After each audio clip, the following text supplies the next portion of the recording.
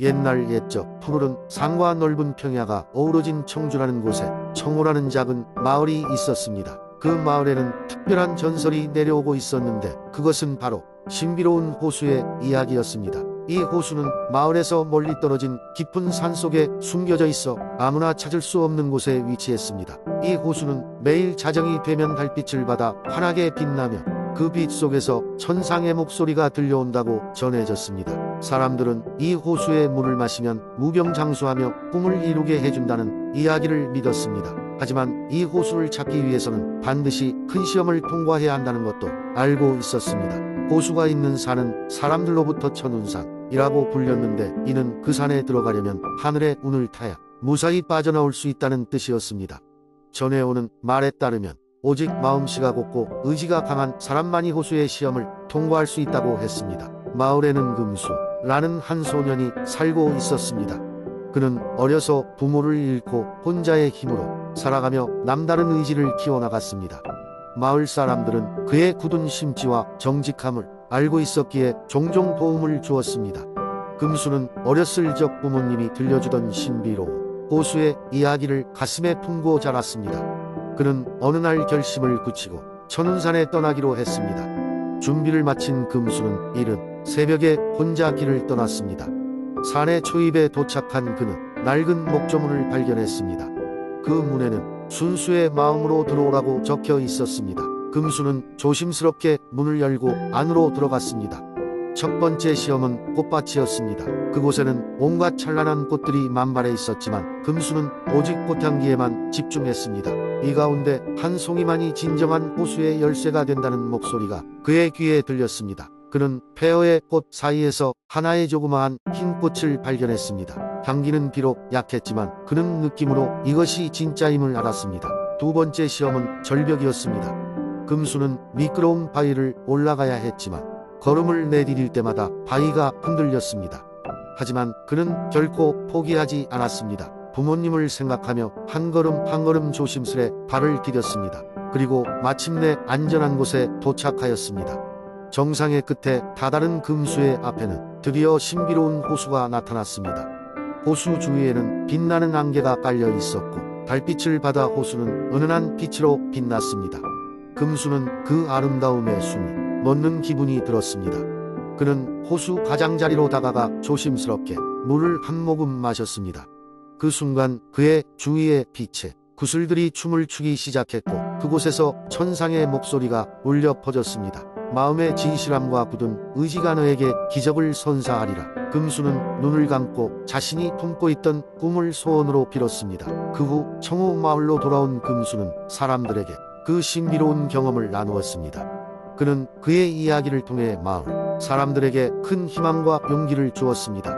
금수는 마을의 리더로 성장하며 마을 사람들과 함께 더 나은 미래를 위한 꿈을 꾸었습니다. 이렇듯 청주의 작은 마을에는 신비로운 호수의 전설이 여전히 전해지고 있으며 그 전설은 사람들에게 강인한 의지와 희망의 상징으로 남아 있습니다. 청주 산속의 신비로운 호수는 오늘날에도 믿는 이들에게 꿈을 실현할 힘을 주고 있다고 전해집니다. 두 번째 이야기. 옛날 예적 대한민국의 아름다운 도시 김천에는 신비로운 마법 연못이 있었다고 한다. 이 연못은 깊고 푸른 빛을 띠며 물가에 서면 마치 다른 세계로 빨려 들어갈 것 같은 기분이 들었다.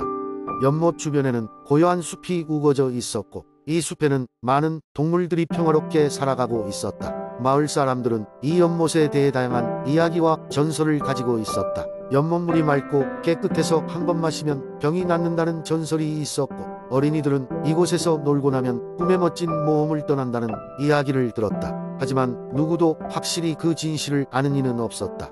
그 마을에는 호기심 많은 소년 지수가 살고 있었다. 지수는 늘 마왕과 싸우는 기사나 용과의 모험을 꿈꾸곤 했다. 어느 날 지수는 할머니로부터 오래된 이야기를 듣게 되었다. 과거 이 마법 연못에 들어간 자 중에서 용사로 다시 나온 사람이 있었다는 것이다. 그의 이름은 원조 강자호였고 마왕을 물리친 전설의 용사로 기록되어 있었다. 지수가 들은 이야기에 마음이 설렜다. 그리고 자신도 그 연못의 비밀을 풀고 전설적인 용사가 되고 싶어졌다. 다음 날 지수는 조심스럽게 숲속 연못을 향해 발걸음을 옮겼다. 연못에 도착한 지수는 숨을 크게 들이쉬고는 맑은 물을 바라보았다. 그때 연못 속에서 물결이 흔들리던 이곳 사람의 형상이 나타났다. 그것은 바로 원조 강자호의 영혼이었다. 강자호는 미소를 지으며 지수에게 다가오더니 이 연못은 선택된 자만이 그 힘을 얻게 되는 신비한 장소라고 설명했다. 지수는 강자호의 말에 용기를 얻고 자신도 꼭 누군가에게 도움이 되는 용사가 되겠다고 맹세했다. 시간이 흘러 지수는 마법 연못의 신비로운 힘 덕분에 많은 모험과 시련을 이겨낼 수 있었다. 그리고 어느 날 마을에 닥친 큰 위기마저도 자신의 용기와 지혜로 해결하게 되며 김천 지역의 새로운 전설적 인물이 되었다. 마을 사람들은 지수를 칭송하며 연못의 이야기를 후손에게 계속 전했다. 신비로운 연못은 끝없이 흐르는 시간 속에서도 마을의 평화를 지켜주며 김천 사람들의 마음속에서 영원히 살아있게 되었다. 세 번째 이야기. 옛날 옛적 한강이 흐르는 서울 지역에 용궁이 있었다. 한강의 용왕은 이 용궁을 다스리고 있었으며 그는 그의 왕국을 지킬 뿐 아니라 세상의 조화를 유지하기 위해 노력하였다. 하지만 용왕은 자신이 가지고 있는 권력이 때때로 무거운 짐으로 느껴졌다. 어느 날 용왕은 한강으로 수영을 하러 온 한 소년을 발견하였다. 그 소년의 이름은 민수였는데 그는 호기심 많은 영롱한 눈빛을 가지고 있었다. 민수는 자연을 사랑했고 한강의 아름다운 면을 감탄해 하였다. 용왕은 사람에게 모습을 드러내는 것이 위험하다고 생각했는데도 불구하고 민수의 순수한 마음에 감동하여 용궁으로 그를 초대하기로 했다. 민수는 용궁의 초대를 받고 한강 깊숙한 곳으로 들어갔다. 그곳은 인간들이 상상하지 못할 만큼 아름다운 경치가 펼쳐져 있었고 신비로운 생명체들이 있었다. 용왕은 민수에게 용궁의 법칙과 고귀함을 설명하며 세상의 조화를 유지하는 일이 얼마나 중요한지 알려주었다.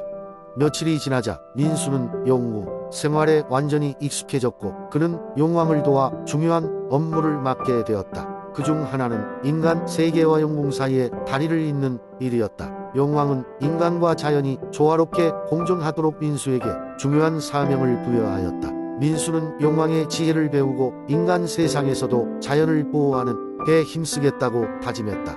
하지만 어느 날 용궁의 위기가 찾아왔다. 한강의 물결이 점점 더 시끄럽게 일기 시작했고 이는 인간 세계에서의 오염이 원인이었다. 물고기들은 서서히 죽어가고 있었으며 용궁의 생명체들은 고통을 겪고 있었다. 용왕은 더 이상 지체할 시간이 없음을 깨달으며 민수에게 도움을 요청하였다.